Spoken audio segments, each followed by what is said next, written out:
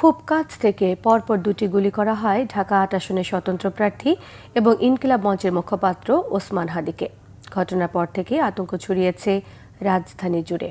নির্বাচনের আগে পরিকল্পিতভাবেই ওসমান হাদিকে গুলি করা হয়েছে বলে জানান তার সহযোদ্ধারা। নির্বাচনী প্রচারণা শেষে শুক্রবার রিকশা করে ফকিরাপুল থেকে বিজয়নগর কালভার্ট রোড ধরে পল্টনে যাচ্ছিলেন ঢাকা ৮ আসনের স্বতন্ত্র প্রার্থী ওসমান হাদি। তার সঙ্গে পেছনে রিকশায় ছিলেন তার অন্য সহকর্মীরা।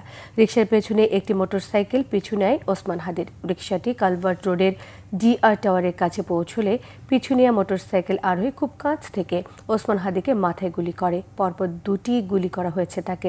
গুলির পর মোটরসাইকেলটি পালিয়ে যায় বিজয়নগরের দিকে। ঘটনার পর উপস্থিত হন আইনশৃঙ্খলা রক্ষাকারী বাহিনীর সদস্যরা। সিআইডির ক্রাইম সিন ইউনিট ঘটনাস্থলটি ঘিরে ফেলে। ঘটনাস্থল থেকে আলামত সংগ্রহ করেছেন তারা। সিসিটিভি ফুটেজ বিশ্লেষণ করে আসামিদের ধরতে কাজ চলছে বলেও জানিয়েছে পুলিশ।